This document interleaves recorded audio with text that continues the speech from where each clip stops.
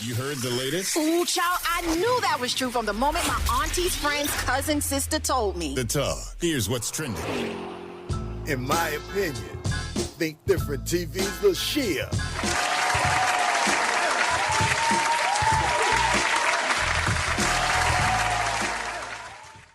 What's up, everyone out there? This is LaShia, creator of Think Different TV, which airs Monday nights at 8 p.m. Eastern Standard Time, and Think Different TV's Player Pass game show, which airs Tuesday nights at 9 p.m. Eastern Standard Time on the Think Different TV YouTube channel. And this is In My Opinion with Think Different TV's LaShia. Let's get into it. A quick update to the DC33 Strike in Philly. It is over as of July 9th, 2025. The strike lasted 8 days and 4 hours, causing significant disruption to city services, including trash collection, which led to the infamous Parker piles of garbage on Philadelphia sidewalks. It was stinking real bad, y'all. Still does, but sanitation is about to get crazy over time.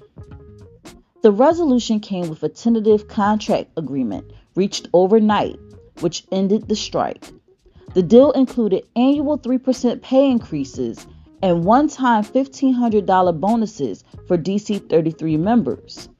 This agreement was seen as a victory for Mayor Parker, who was able to hold the budgetary line while addressing some of the union's key concerns. She posted this statement via Instagram.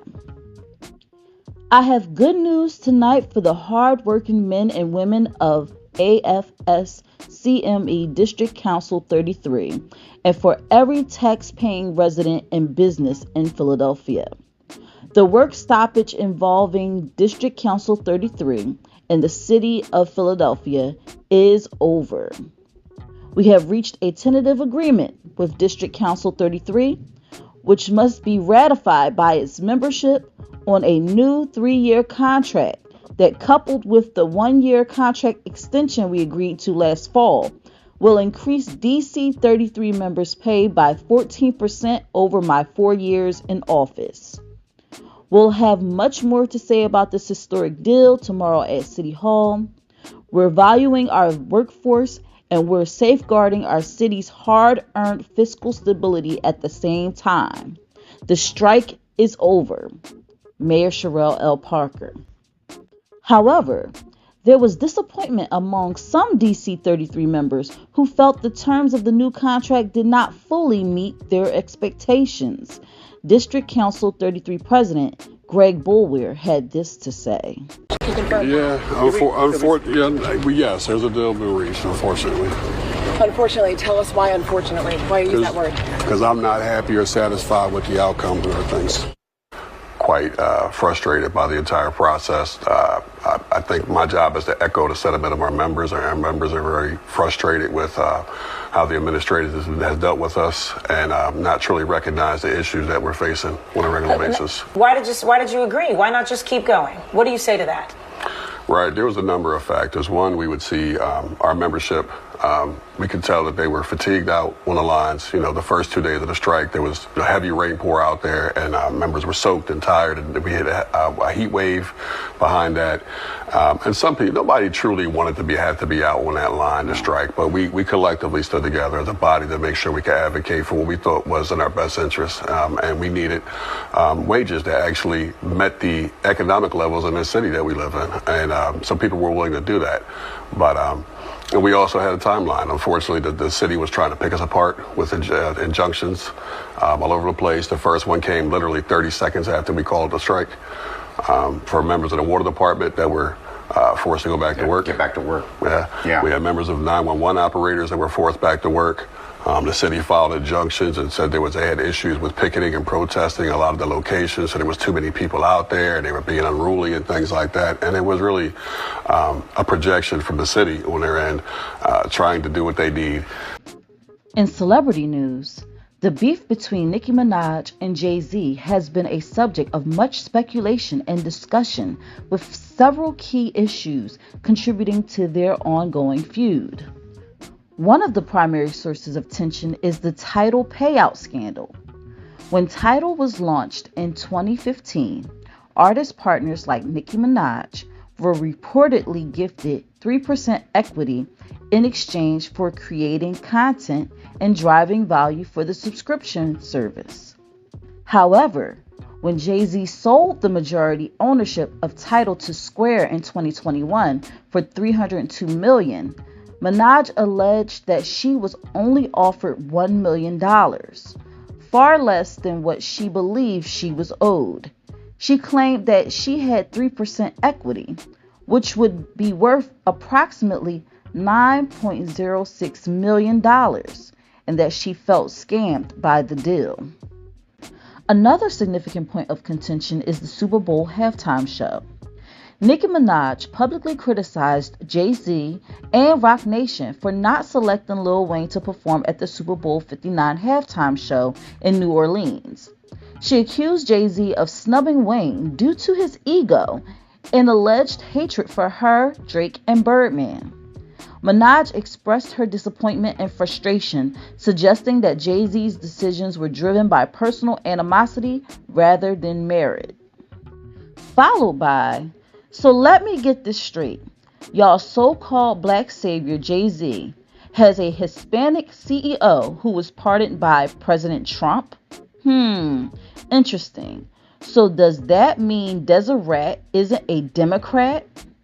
Black people, I thought y'all hate all Trump supporters. Wait, did Jay-Z ever campaign for Kamala? He's benefited so much from the party. When President Obama gave the speech about brothers, why didn't Jigga Man come out and strongly campaign for the Democratic Party at that time? Could it be that y'all have all been hoodwinked? LOL. Woo-wee. That was so kind of President Trump, and that was so kind of President Obama to passionately go out and campaign. But what did Mr. Jigga Man do to help y'all win the election? He's above speaking out to help his party? Or was it not his party? Is it just about who can benefit him and Deseret at the time? Oh, black people, it looks like the Jigga Man and Deseret played y'all once again. LMFAO. The jig is up. And she captioned that with the same CEO whose daughter says she's racist against her black husband. And finally, she tweeted, "We've calculated about 100 to 200 million so far. Jay-Z called me to settle this karmic debt. It's only collecting more interest. You still in my top 5 though. Let's get it, ninja. And anyone still calling him Hove will answer to God for blasphemy." Jay-Z has yet to respond. In my opinion, Nicki is crashing out, and it's difficult to tell if it is valid because the other side has not been told, and I don't think it ever will be. Jay-Z and Beyonce are two of the most unbothered people. So many allegations, and Beyonce is like, I'm going on tour overseas, and Jay-Z is in tow. If Nicki is allegedly owed $9.06 million by Jay-Z, I can understand the anger. Being offered $1 million would be a slap in the face. The Super Bowl situation, I still don't understand. They wanted Lil Wayne to perform so badly. Nicki say it's bias, I say it's business. At the end of the day, it's a 15-minute performance that has been losing its luster over the years. Y'all know why I was watching. Go Eagles. The rant about Jay-Z's political affiliation was over the top, I believe. To be honest, businessmen understand other businessmen and support businessmen. I wouldn't be surprised if he is a Trump supporter. Everything is a power move.